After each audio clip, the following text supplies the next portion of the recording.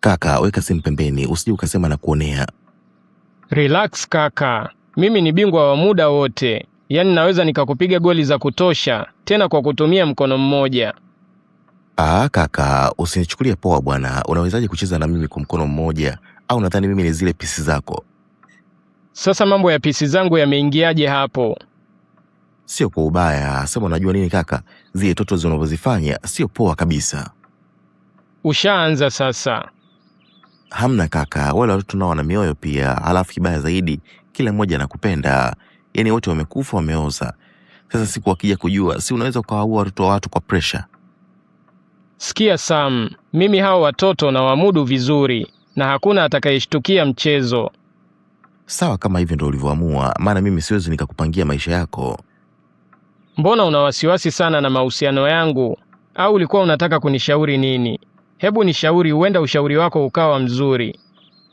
Hapo chagua mmoja unayemuelewa zaidi umuoe, halafu hao wengine piga chini. Kaka, mimi nipo kwenye hii game kitambo sana. Yaani hao watoto wote mimi na wamudu vizuri na hawawezi kujua chochote. Halafu pia kuoa ni ushamba tu. Mimi siwezi nikaoa sasa hivi, wakati huu ni umri wa kula ujana.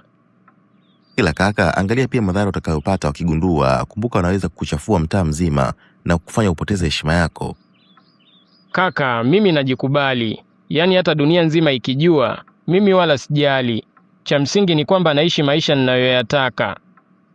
Sawa, kama hayo ndio maisha uliyochagua, mimi sina ushauri mwingine zaidi ya huo. Mimi sitaki nije kujutia uzeeni, ndio maana natumia huu muda vizuri. Kwanza muda sio mrefu cha usiku anakuja hapa.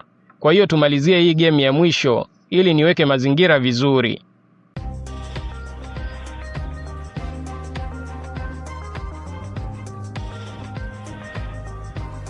Alex, wewe ni mwanaume ambaye hata sijui ni kuelezee vipi.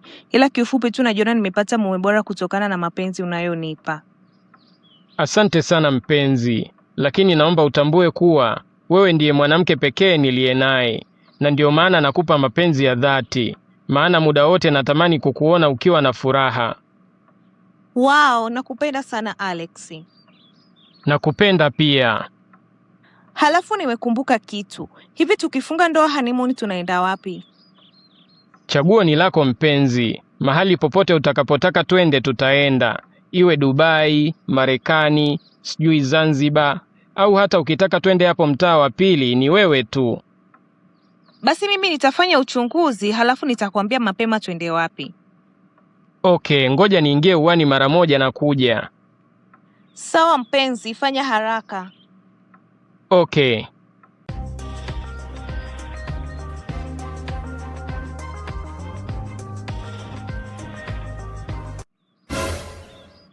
Sasa unashtuka nini? Hamna. Kwani nyie mmetoka wapi? Tumekuja kukusalimia mume wetu. Mbona mmekuja bila taarifa? Nani kawaambia nipo na mtu humu ndani? Wala hatujaambiwa na mtu yoyote. Kwani tunatakiwa kukupa taarifa kila tunapokuja kukutembelea? Halafu msijifanye vichaa. Mimi mwenyewe nimevurugwa vile vile. Alex, hebu kuwa mtulivu. Maana naona unataka kutuchezea. Wewe sikila unapokutana na mmoja wetu unajifanya mtakatifu. Tena kila mmoja ukamfanya ajisi kuwa yuko peke yake. Kumbe umetupanga kama mafungu ya nyanya. Yaani hapa najua tu Sam ndo kanichoma. Wala usimsingizie Sam. Maana mimi ndio niliyechukua namba za hao wenzangu na baada kukuta message za mapenzi ulizokuwa ukichati nao. Lakini pia Malaika aliniambia hata yeye alishaye kukufumania ukimsaliti. Basi msiongee kwa nguvu, mtaniaibisha. Ungekuwa hautaki haibu, usingetupanga kama mafungu ya nyanya.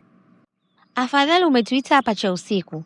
Maana mimi nilivyomkamata huyu mjinga akinisaliti, aliniambia kuwa ana video zangu za utupu na kunitishia kuwa endapo nitamwacha ataziposti mtandaoni. Sasa tutahakikisha kila mtu hapa mtaani anajua wewe ni nani. Tafadhali Malaika, naomba unisamehe. Mkifanya hivyo mtaiaibisha familia yangu. Kumbuka baba yangu ni mchungaji. Hata kama baba yako ni mchungaji, lazima ajue kuhusu hili ili siku nyingine ujifunze kuheshimu wanawake.